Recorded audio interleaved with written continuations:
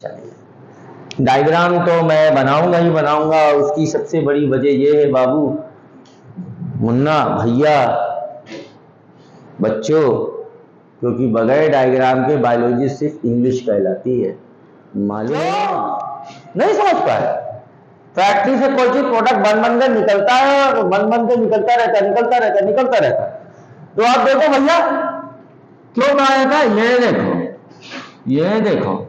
ये देखो बाबूजी, यहाँ देखो दत्ता, ठीक है, ले ला, ठीक है, यहाँ देखो, तो ये एटीपी, ये धमाधम एटीपी का प्रोडक्शन और ले एनर्जी बच रही है भाई साहब, ठीक है। हेलो बच्चों, कैसे हैं? आज इस ऑनलाइन प्लेटफॉर्म पे दोबारा वीडियो डालने का एक मौका मिल रहा है, ठीक है बेटा।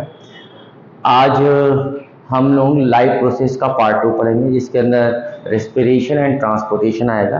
तो सबसे पहले हम स्टार्ट करते हैं रेस्पिरेशन को। एक्चुअल में बच्चों बात ये थी कि किसी मशरूफियत की वजह से हम लोग वीडियोस नहीं डाल पाए थे, लेक्चर्स इतने होते हैं, लेकिन आज हम नेक्स्ट पोर्शंस की वीडियोस आपके सामने रिकॉर्ड करके डालेंगे, ठीक है। यहाँ पर मैं बड़ा ही ब्रीफ इंट्रोडक्शंस दूंगा, और दूसरी बात यह है कि कुछ कॉम्पिटिटिव और स्पार्किंग पॉइंट्स हम बताएंगे, ठीक है। तो इसे बड़े अच्छे से देखिएगा। सबसे बड़ा बेटा बात यह है कि रेस्पिरेशन एक्चुअली है क्या। दो चीज़ों का ध्यान में आता है, अगर आप साइंस के स्टूडेंट्स हो और पढ़ना शुरू करते हो तो इसमें दो चीज़ों का बड़े अच्छे से ध्यान में चीज़ें आती हैं। एक आती है ब्रीदिंग, एक आता है रेस्पिरेशन। इन दोनों के अंदर डिफरेंसेस है बेटा। कैसे, वो मैं आपको बताऊँ। ब्रीदिंग जो है बेटा एक फिजिकल प्रोसेस है, जिसके अंदर आपका ऑर्गन फिजिकल परफॉर्मेंस को परफॉर्म करता है, यानी सिंपली हम ऑक्सीजन को अंदर ले लेते हैं और कार्बन डाइऑक्साइड को बाहर निकाल देते हैं, ठीक है, जो एटमॉस्फेयर में अवेलेबल होती है, इन्वायरमेंट में अवेलेबल है, सराउंडिंग इन्वायरमेंट में, इस अर्थ के ऊपर, ठीक है। रेस्पिरेशन आपके सेल के अंदर होता है। तो सबसे पहला जो पॉइंट बनता है इसका, वो देखिए आप बच्चों कि रेस्पिरेशन एक सेलुलर प्रोसेस है। कैसा प्रोसेस है बच्चा? This is cellular process. ये एक तरीके का सेलुलर प्रोसेस माना जाता है। कई सारे इसके अपने जो है डिफिनीशंस है। डिफिनीशंस में जो बेसिक कॉन्सेप्ट है वो ये है कि जब रेस्पिरेशन सेल के अंदर परफॉर्म होता है तो वहाँ से एनर्जी रिलीज होती है। तो बात की बात है कि आगे मैं उसे किस तरह से डिफाइन करूंगा। तो अगर बच्चों इसे डिफाइन करना मैं शुरू करूं तो सबसे पहले अगर हम रेस्पिरेशन को लिखें कि रेस्पिरेशन कैसे होता है, तो ग्लूकोज मॉलिक्यूल फाइनली कार्बोहाइड्रेट के डाइजेशन के बाद आप ब्लड स्ट्रीम में एब्जॉर्ब करते हो by the process of absorption through the small intestine, where the complete digestion will be takes place and absorption will be started.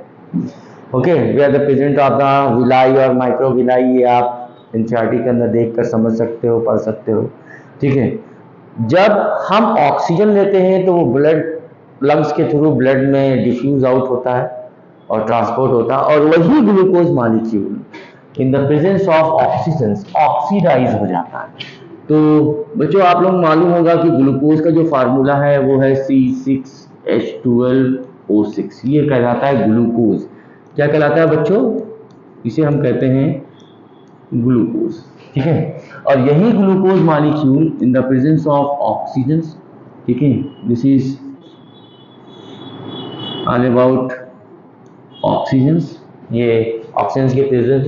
ये रिएक्शंस तब तक कैरी ऑन नहीं होती बेटा जब तक माइटोकॉन्ड्रिया से जो ऑक्सीसोम है, जिसे F0 F1 पार्टिकल कहा जाता है, वहां से रेस्पिरेटरी एंजाइम न निकले। तो यहाँ पर कंपलसरी हो जाता है कि there should be presence of the very important thing, respiratory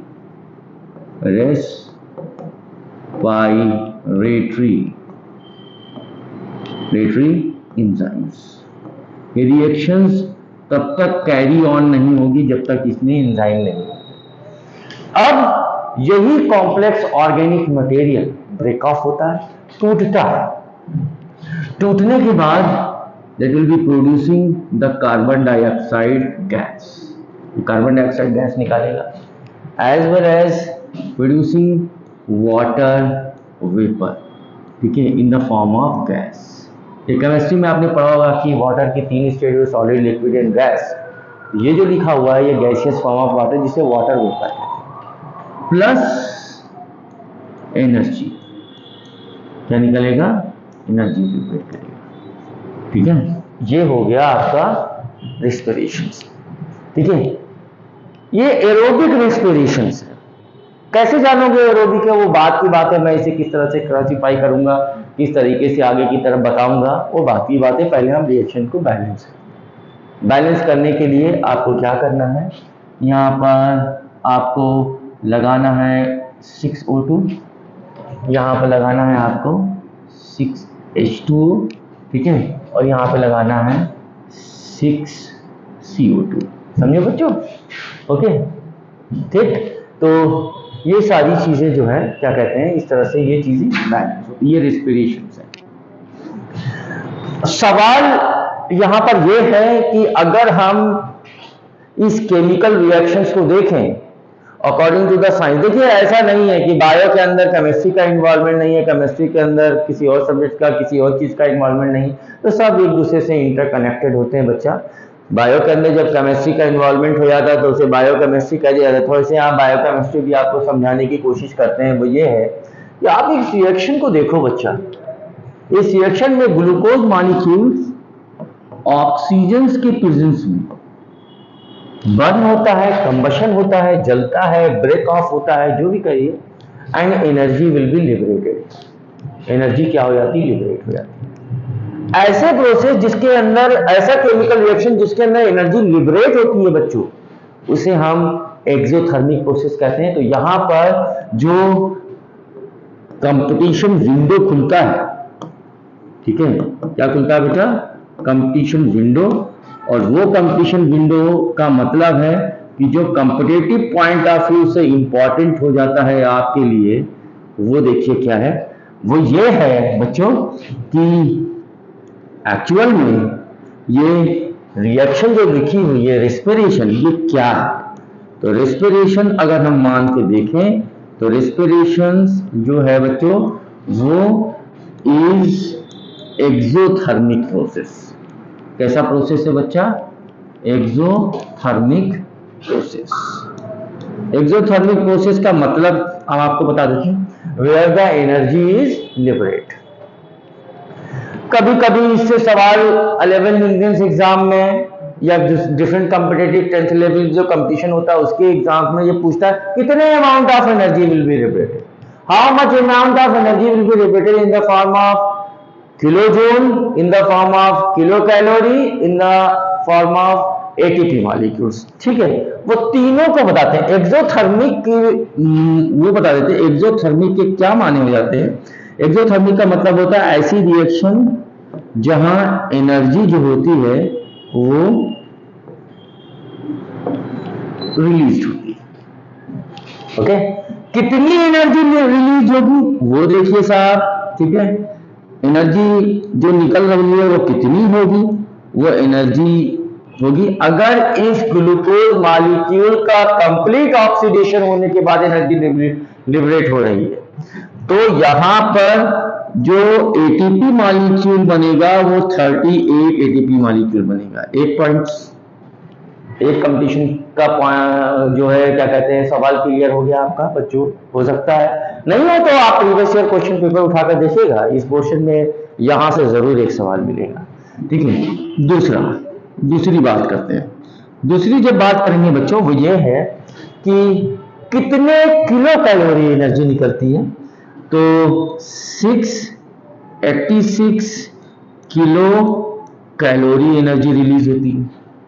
ठीक है, उसके बाद कितने किलो जूल एनर्जी रिलीज होती है, ठीक है, तो लगभग 2870 किलो जूल एनर्जी रिलीज होती है।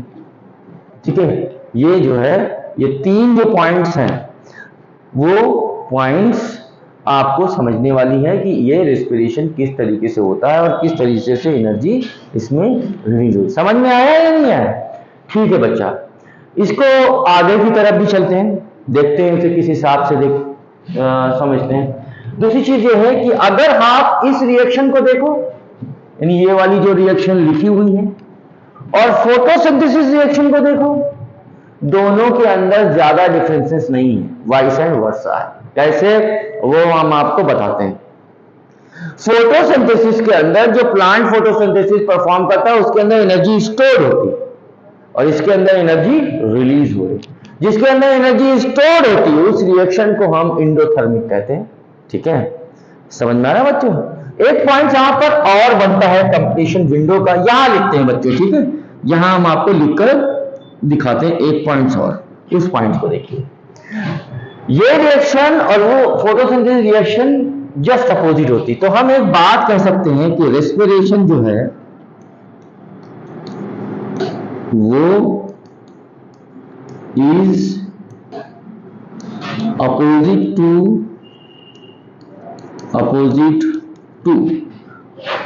फोटो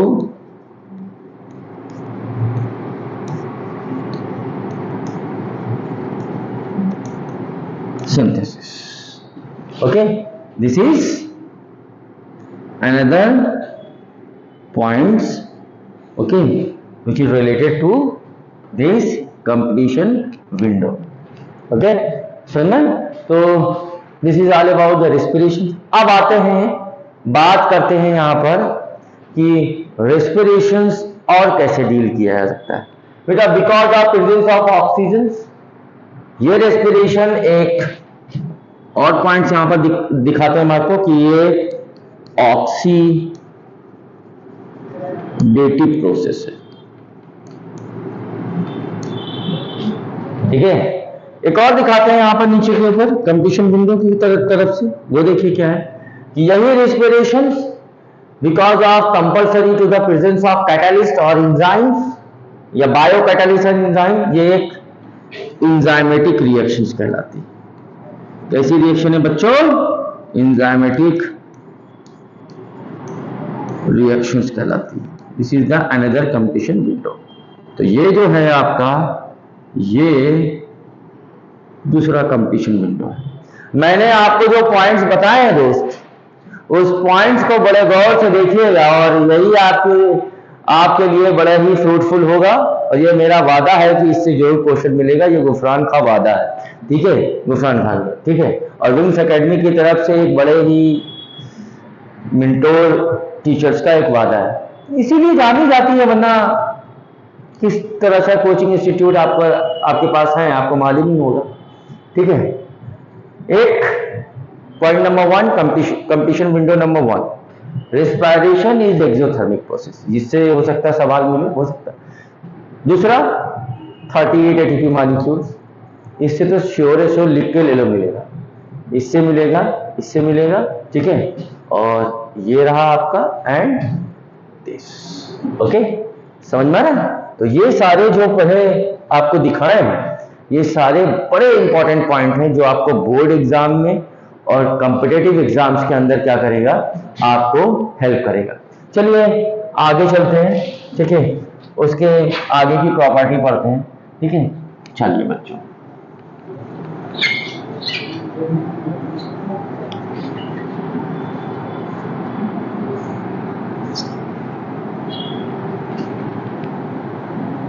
ठीक, अब नेक्स्ट स्टेप में आ जाते हैं। नेक्स्ट स्टेप में अगर हम देखें बच्चों, तो मैं यहां पर पढ़ता हूं टाइप्स ऑफ रेस्पिरेशन। क्या पढ़ूंगा बच्चा? Types of respiration. Types of respiration में हम किस तरह से देखेंगे वो देखिए। तो यहां पर एक हेडिंग डालते हैं, वो पढ़ते हैं टाइप्स ऑफ रेस्पिरेशंस। रेस्पिरेशंस वो देखिए बेटा, टाइप्स ऑफ रेस्पिरेशंस, इसको पढ़ेंगे, types of respiration. Types of respiration में रेस्पिरेशन दो तरीके का होता है। ठीक है, अगर हम इसे यहाँ पे शुरुआत करें क्लासिफिकेशन के फॉर्म में, वही ज्यादा सही रहेगा आपको। ठीक है, वो हम आपको बताते हैं। ठीक, रेस्पिरेशन के दो बेसिक टाइप बन जाते हैं, टाइप 1 और टाइप 2। ये दो बेसिक पॉइंट यहाँ पर बन जाते हैं। पहला बेसिक पॉइंट है वो ये है कि दिस इज कॉल्ड एरोबिक रेस्पिरेशंस। इसे आप एरोबिक रेस्पिरेशन कहते हो, शुरुआत में ही मैंने बोला था, वो अभी भी दोबारा मैं बोलकर बता दूंगा आपको, ठीक है। दूसरा है एन एरोबिक रेस्पिरेशंस। आराम से पढ़िए, कोई दिक्कत नहीं है, ज्यादा मुझे चिल्ला के पढ़ाना भी नहीं है, ठीक है, बड़े आराम से हम आपको कॉन्सेप्ट देते हुए चलेंगे। दूसरा है एनारोबिक रेस्पिरेशन। एरोबिक रेस्पिरेशंस ऐसी रेस्पिरेटरी रिएक्शन को कहते हैं जहां पर ऑक्सीजन का इन्वॉल्वमेंट होता है, यानी ये रेस्पिरेशन प्रेजेंस ऑफ O2 के, यानी ऑक्सीजन यहां पर जब तक नहीं होगी तब तक ये रिएक्शन नहीं होगी। ये respiratory reaction absence of O2 के अंदर होता है, यानी ये ऑक्सीजन निग्लेजिबल हो या ना हो, या किसी तरह एंजाइम के जरिए या किसी तरह से ये रिएक्शन कैरी ऑन हो, लेकिन ऑक्सीजन का इन्वॉल्वमेंट। इन दोनों के एग्जाम्पल्स की बात करते हैं और भी देख लेते हैं। ये डिफरेंसेस भी लिखने को बोर्ड एग्जाम में हो सकता आ जाए, ठीक है, या कॉम्पिटिटिव एग्जाम में हो सकता है इसे पूछ लिया जाए, ठीक है। अब बात करते हैं बच्चा कि ये रेस्पिरेटरी रिएक्शन सेल के अंदर होगी तो कहां होगी, ये भी अपना है। तो याद करो बच्चा, क्लास 9 का fundamental unit of life chapter cell organelle mitochondria, जिसे सेमी ऑटोनॉमस सेल ऑर्गेनेल कहा जाता है, ठीक है, क्योंकि उसके पास अपना खुद का राइबोसोम का डीएनए, क्योंकि ये भी बताता वो चला इसलिए क्योंकि कंपटीशन में आना है, ठीक है। तो उसके अंदर जो ग्राउंड मटेरियल है माइटोकॉन्ड्रिया के, उसे मैट्रिक्स कहते हैं, ठीक है, क्या कहते हैं, मैट्रिक्स। तो ये रिएक्शंस कहां होगी, in matrix of mitochondria, matrix of mitochondria में होगी, ठीक है। दूसरा पॉइंट देखिए, ये रिएक्शन जब होगी तब एटीपी जो है यानी एनर्जी बड़े ही ज्यादा क्वांटिटी में रिलीज होती है। यहां पर जब एटीपी रिलीज होता है तो कितने एटीपी रिलीज हो गए बेटा, 38 एटीपी मॉलिक्यूल रिलीज होता है। कितना, 38 एटीपी मॉलिक्यूल्स। एग्जाम्पल्स भी पढ़ेंगे, ऐसा नहीं है कि एग्जाम्पल्स नहीं पढ़ेंगे दोस्त, ठीक है। एग्जाम्पल्स पढ़ने के लिए हम कलर ले लेते हैं बाबूजी, ठीक है। जब कलर लेंगे तो हम ले लेते हैं कलर ये वाला, चलिए, ठीक है। तो एग्जाम्पल के तौर पर जब हम पढ़ेंगे तो इसको कहा जाता है बेटा क्रेब्स साइकिल्स। क्या कहा जाता है, क्रेब्स साइकिल्स। और इसको किसने डिस्कवर किया था वो भी हम आपको बताते हैं। डिस्कवर्ड बाय हैंस क्रेब, ठीक है। आगे चलते नेक्स्ट पोर्शन, ठीक है। यहां पर अगर हम आते हैं बच्चों तो नेक्स्ट देखते हैं कि एनारोबिक रेस्पिरेशंस कहां होती है। एनारोबिक रेस्पिरेशंस जो होगी इन साइटोप्लाज्म,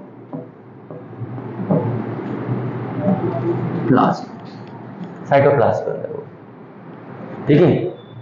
दूसरी इंपॉर्टेंट बात देखिए क्या है, यहां पर एटीपी मॉलिक्यूल 38 निकलेगा, वहां पर कम एटीपी मॉलिक्यूल निकलेंगे। यहां पर मिनिमम जो एटीपी मॉलिक्यूल रिलीज होगा वो 2 एटीपी मॉलिक्यूल रिलीज, यानी एनर्जी कम होगी। एग्जाम्पल की बात करते हैं दोस्त, चलिए एग्जाम्पल की बात कर लेते हैं बच्चों।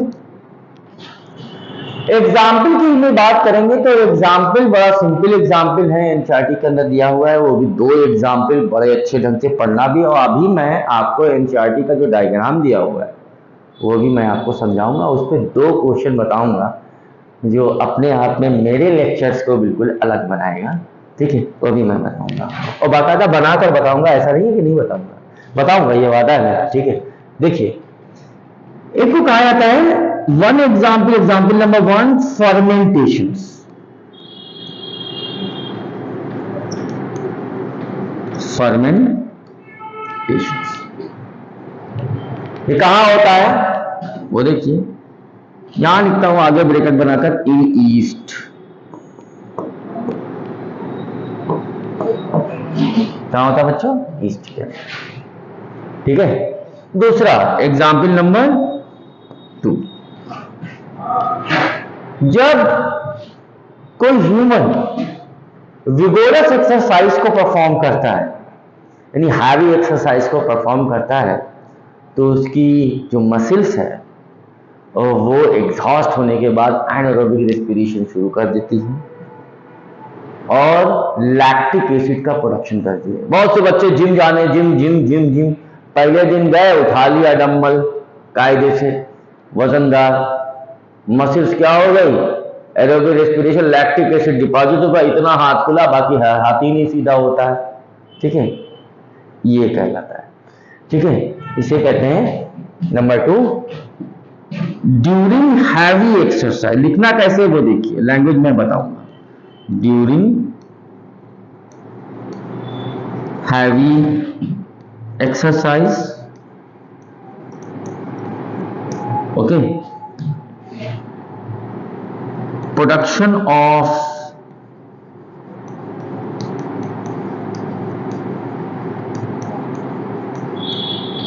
lactic acid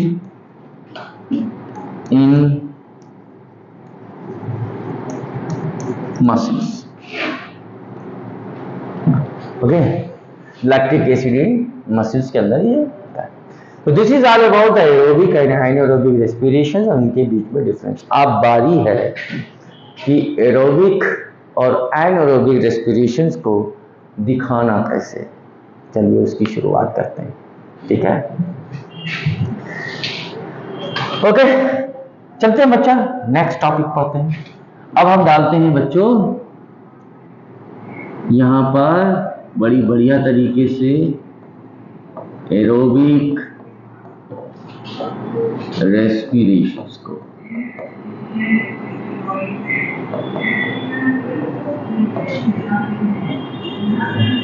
ओके, चलिए डायग्राम तो मैं बनाऊंगा ही बनाऊंगा। उसकी सबसे बड़ी वजह यह है बाबू, मुन्ना भैया, बच्चों, क्योंकि बगैर डायग्राम के बायोलॉजी सिर्फ इंग्लिश कहलाती है, मालूम है या नहीं? ठीक, चलिए, ठीक, सबसे पहले हम डायग्राम को ड्रॉ करते हैं। चलिए बाबू भैया डायग्राम ड्रॉ करें। ये अंडा नहीं है, माइटोकॉन्ड्रिया बना रहा हूं, याद रखना।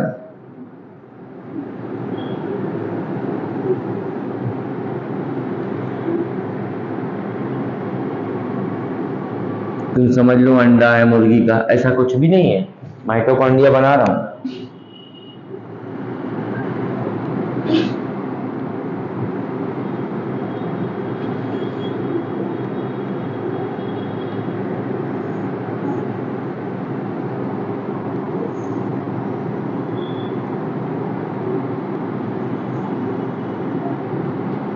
ओके,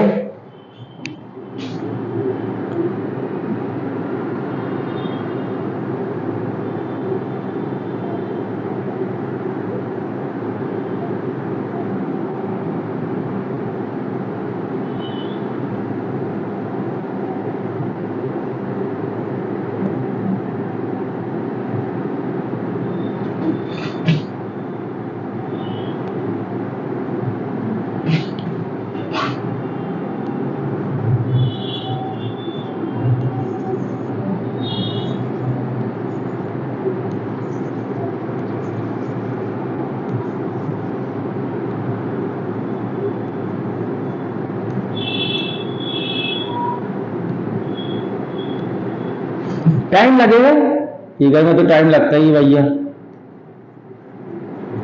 अब कोई कहे कि मैं सुपरमैन की तरह बना दूंगा, तो भाई साहब उनसे माफी चाहते हैं हम। ओके,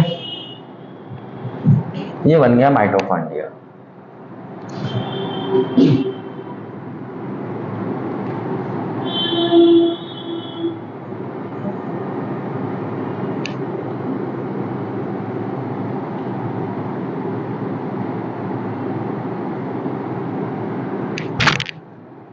ठीक है। ये जो मैं डॉटेड पॉइंट बना रहा हूं,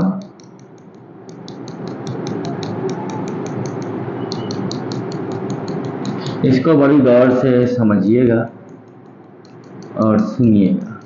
जितने अच्छे से सुनेंगे समझेंगे बच्चों, उतने अच्छे से आपका कॉन्सेप्ट जो है वो क्लियर होगा और साथ में आपको इंटरेस्ट भी आएगा पढ़ने में। ये भी मेरा वादा है। ठीक है, लेवल करते हैं। ठीक है, समझ में आ रहा? लेवल कैसे करना है वो हमारे। अब देखो बच्चों, ये हो गया, थोड़ा और ऊपर से ले लेते हैं। ये वाला जो ग्राउंड मटेरियल है, ये जो भरा हुआ है, ये वाला बच्चों, उसे कहा जाता है मैट्रिक्स ऑफ माइटोकॉन्ड्रिया, जिसका जिक्र अभी मैंने किया। बॉडी के अंदर ग्लूकोज मॉलिक्यूल था, ठीक है। तो फॉर एग्जाम्पल ये ग्लूकोज मॉलिक्यूल था, ठीक है। ये ग्लूकोज मॉलिक्यूल्स यहां पर ब्रेक होता है और ब्रेक होने के लिए यहां पर एक बहुत ही इंपॉर्टेंट प्रोसेस इन्वॉल्व होता है जिसे कहा जाता है ग्लाइकोलाइसिस, ब्रेकडाउन ऑफ ग्लूकोज। क्या कहा जाता है बेटा? Breakdown of glucose. और ये इन साइटोप्लाज्म होगा, सेल के। इसके बाद इससे जो प्रोडक्ट बनकर तैयार होता है ब्रेक होने के बाद, उसे आप पाइरुवेट और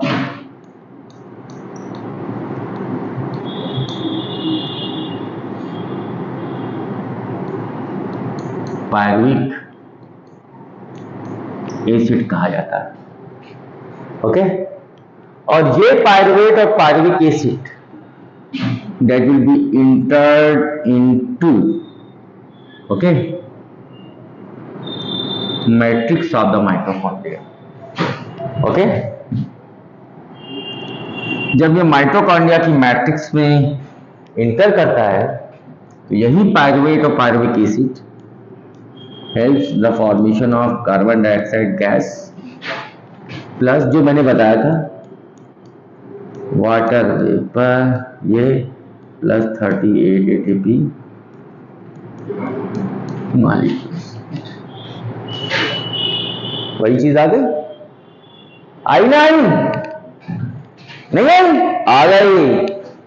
अब एक बात और सुनो कि ये ग्लूकोज जो था साहब, इसमें कार्बन कितना था? 6। ये पायरुवेट का जब फार्मूला केमिस्ट्री के अंदर पढ़ते हो तो मैं बताता हूं, इसमें कार्बन बचते हैं शुरू में 3, यहां पे कितना है?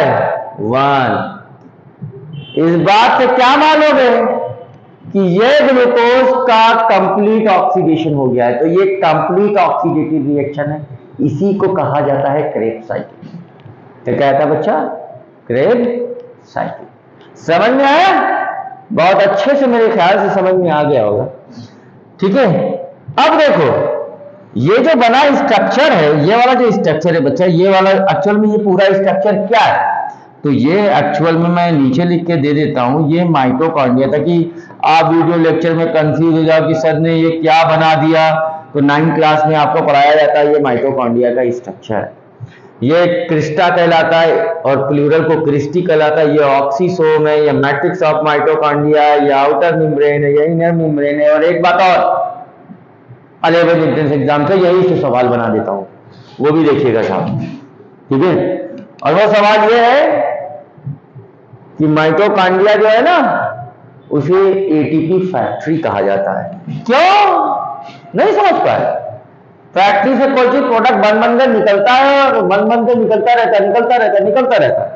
तो आप देखो भैया क्यों कहा जाता है, ये देखो, ये देखो, ये देखो बाबूजी, यहां देखो दत्ता, ठीक है, ले ला, ठीक है, यहां देखो, तो ये एटीपी, ये धमाधम एटीपी का प्रोडक्शन हो रहा, ले लो एनर्जी बच रही है भाई साहब, ठीक है, एनर्जी ले लो। इसीलिए इसे क्या कहा जाता है, एटीपी फैक्ट्री। क्या कहा था बच्चों, एटीपी फैक्ट्री। क्या कहा था बच्चों, एटीपी फैक्ट्री के नाम से इसे फैक्ट्री के नाम से पुकारा था। This is all about the aerobic respiration, ठीक है बच्चा। अब बारी है एनारोबिक रेस्पिरेशन की, वो देखिए साहब। चलिए शुरुआत करते हैं नेक्स्ट टॉपिक की। सेकंड वो कहलाता है एनारोबिक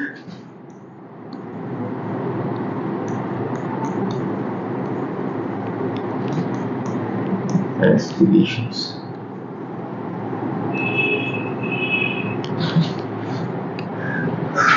इंग्लिश बचपन से पढ़ी है, साइंस में ज्यादा इंटरेस्ट रहा है। एंड लग गया, एब्सेंट हो गया। एंड दो जगह लगता है, AEIOU, ठीक है। यहां पर एंड का मतलब हम बता देते हैं भैया, एब्सेंट हो गया, ठीक है। क्या एब्सेंट हो गया, ऑक्सीजन, ठीक है। तो ये रिएक्शन कहां होगी, कहां कैसे होगी, एब्सेंस ऑफ ऑक्सीजन में होगी। एग्जाम्पल क्या बताया था अभी कुछ देर पहले, वो देखिए, फर्मेंटेशन।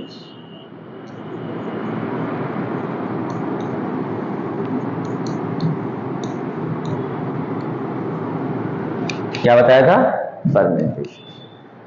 फर्मेंटेशन रिएक्शंस बेसिकली एक यूनिसेलुलर फंगाई के जरिए, यूनिसेलुलर फंगाई में और इसके जरिए प्रोड्यूस की जाती हैं, जिसे कहा जाता है ईस्ट।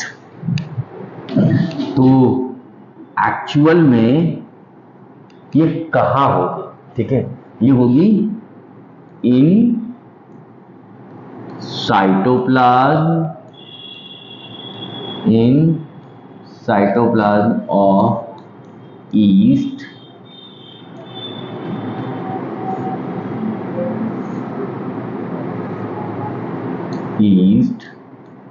सेल।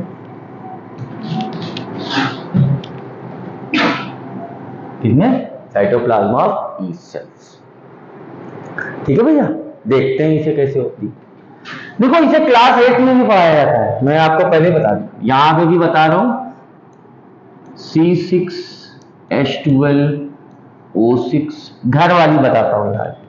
घर वाली मतलब जो आपकी मदर खमीर ले आती है, खमीर को ईस्ट ही कहा जाता है, मार्केट से ले आती है, पाउडर के फॉर्म में होता है, आटे में लगाती हैं, पूरी सब्जी, इडली, डोसा ये सब बनाकर खिला देती हैं आपको, देखो। और ये रिएक्शंस, यहाँ कहीं ऑक्सीजन है, नहीं है भाई, कहाँ है, +O2 में कहीं है ही नहीं, ठीक है। तो ये होता है ईस्ट, ओके। ईस्ट एक एंजाइम प्रोड्यूस करेगा जिसे कहते हैं जाइमेज कॉम्प्लेक्स। कई सारे एंजाइम का कनेक्शन होता है। ये ब्रेक होगा लेकिन पार्शियल ब्रेक होगा, कंप्लीट नहीं।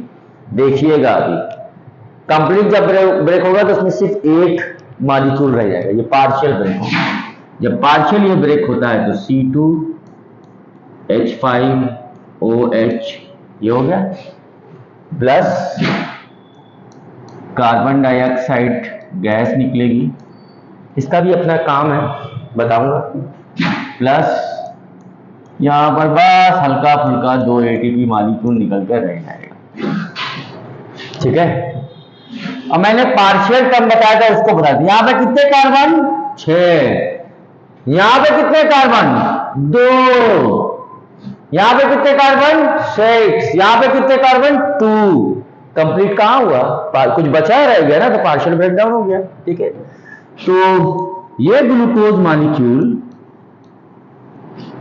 जब ब्रेक हो जाता है तो बनाता है बाबूजी, वो देखिए क्या है, ये बनाएगा आपका, ये क्या है, अल्कोहल,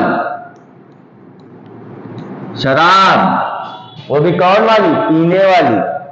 इसे क्या कहा जाता है, एथाइल अल्कोहल। आईयूपीएसी ने में क्या कहा जाता है, एथेनॉल। क्या कहा जाता है, एथेनॉल। ठीक है, और यही कार्बन डाइऑक्साइड इस रिएक्शन में जब प्रोड्यूस होगी आटे के अंदर, ठीक है, तो यहां पे जो आटा होगा वो पोरस हो जाएगा, उसका साइज क्या हो जाएगा, इंक्रीज हो जाएगा, तभी तो मुलायम मुलायम से।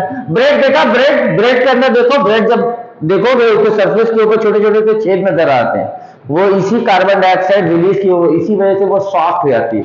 और ये कार्बन डाइऑक्साइड जब गैस फ्लोर के अंदर से प्रोड्यूस होगी, निकलेगी, तो पोरस हो जाएगा और आटे का साइज हो जाएगा बढ़ जाएगा। उसे कहा जाता है DOUGH, डो। क्या आता है, डो।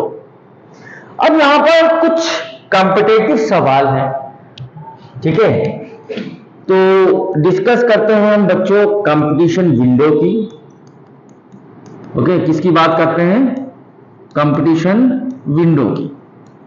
देखो ये मैं नया ट्रेन लेकर आया हूं, पता नहीं कोई चला रहा होगा अलीगढ़ के अंदर, तो वो मुझे नहीं मालूम, लेकिन मेरी अपनी नेचुरल टीचिंग है, मैं उससे कंप्रोमाइज नहीं करता भाई साहब, सीधी सी बात है।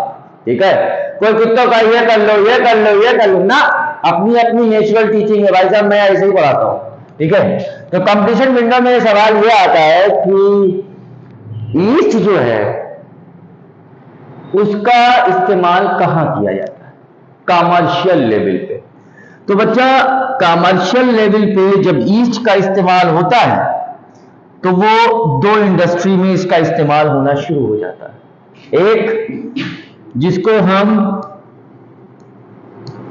बीवरेज इंडस्ट्री कहते हैं, जहां से शराब बनती, सिर्फ शराब ही नहीं बनती है, बहुत सारी चीजें बनती हैं, ये मत समझना गुफरान सर बोल रहे हैं इसी शराब है ये तो सिर्फ शराब बने, भैया पानी भी बिस्लरी आता है, वो भी यहीं से आता है, बीवरेज इंडस्ट्री में। ओके, दूसरा जो इस्तेमाल होता है इसका वो होता है बेकर्स इंडस्ट्री के अंदर।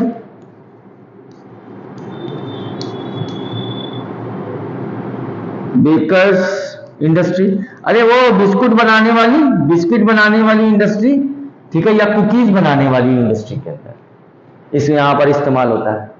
अब दो जगह इसका इस्तेमाल होता है, तो कभी भी ये कंपटीशन के अंदर ये क्वेश्चन आ सकता है कि भैया एक बात बताओ कि ईस्ट को कितने सारे निक नेम से पुकारा जाता है।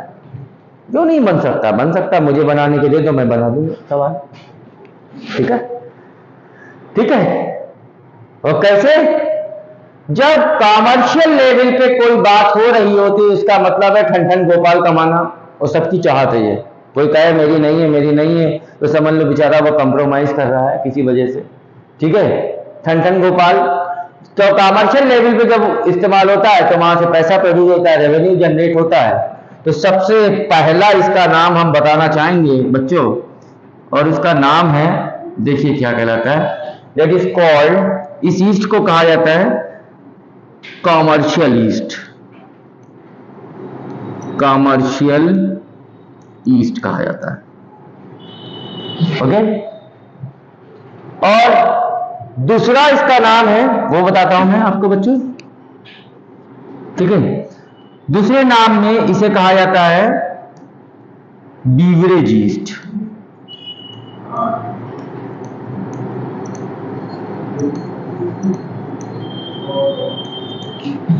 ओके, इसका तीसरा नाम मैं लिखता हूं यहां पर, इसे कहा जाता है बेकर्स ईस्ट।